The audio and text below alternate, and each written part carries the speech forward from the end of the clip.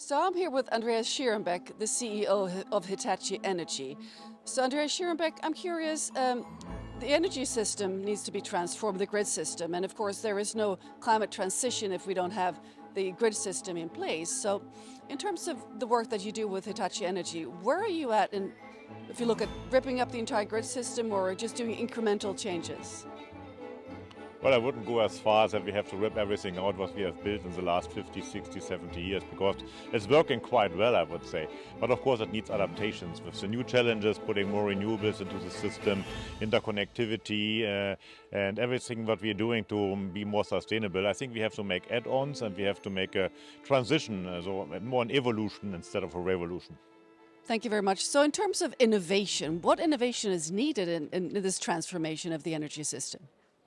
Well, I think from my point of view, we don't need so much innovation. Of course, you always need innovation to make your products and solutions better and adapt them, make them more efficient.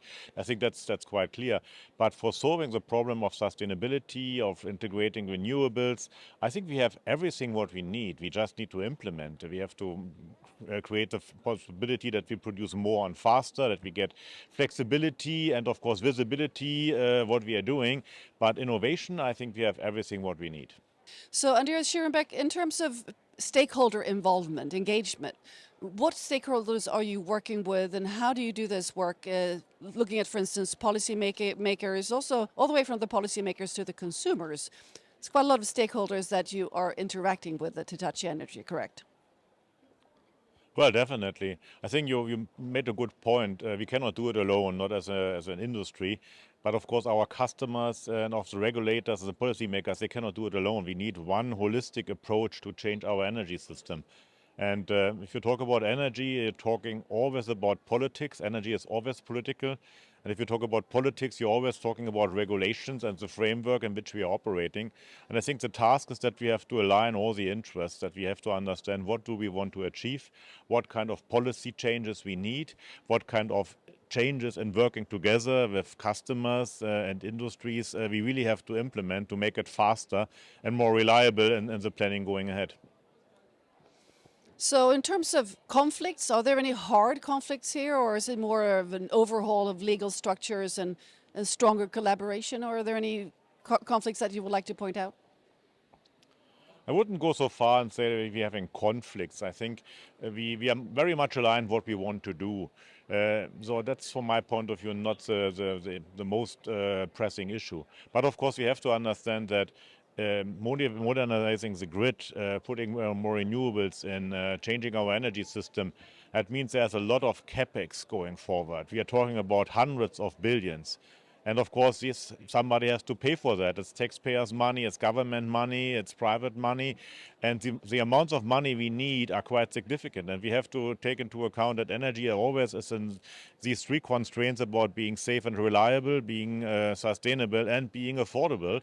And of course, with this amount of money, we have to find a way to make it affordable. Indeed. So the pledge from the last year's COP of 3 times increasing renewable energy by threefold, how has this affected your business? Well, if you're talking about integrating renewables, you have to talk about the grid. I think it was a little bit neglected in the last couple of years or decades, so the grid was not in the focus. And probably even last year, the pledge was, hey, we have to triple the renewables. The grid was not in the forefront of thinking, but I think that has changed.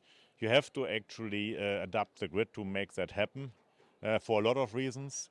And actually, the grid is a little bit of a bottleneck already. In Europe, we have around 500 gigawatts of projects which are not connected because that's not possible. In Germany, in a small area on the coast in Mecklenburg-Vorpommern, there are 50 gigawatts of solar and onshore wind projects ready developed, but they don't get a permission to be connected to the grid because the grid can't take it. So I think we have to be more diligent in looking at the grid and moving faster. So do the decision makers really realize this bottleneck problem? I think now, yes. It took a while. And especially regulators are realizing that we need more diligent planning, more long-term planning. If you look at the environment in Europe and worldwide, the planning horizon is going from 10 years to 15 years, in the US even to 20 years, because everybody is realizing that grid projects need a little bit longer than maybe a couple of years. And just in this increase of planning horizons, you see that things are changing. So Andreas Schierenbeck, in terms of this COP, what are your hopes? Well, I think my hopes were already partially fulfilled, that after we talked about renewables in the last COP, we are not talking much more about grids. My additional hope would be that we really getting alignment between all stakeholders, because actually we are investing quite a lot as Hitachi Energy, around 6 billion in capacity expansions, which takes around 2 to 3 years. But to invest even more, we need alignment with our customers. We need capacity reservations, we need framework agreements. So we need a kind of commitment into the future to even invest more. And the industry hasn't worked that way. It was more kind of transactional approach. I need equipment, provide that. But you don't get really good investments or a lot of investments if you don't have this horizon. So working together with our customer is promising, but it needs change from the regulation side as well to make that possible. And my hope is that we're getting more clarity why we are pushing for that, why we need to work together on that in a competitive way, don't take me wrong, to really change the environment in which we are working, because this is actually a marathon and not a short sprint. Thank you very much indeed, Andreas Schierenbeck. Best of luck.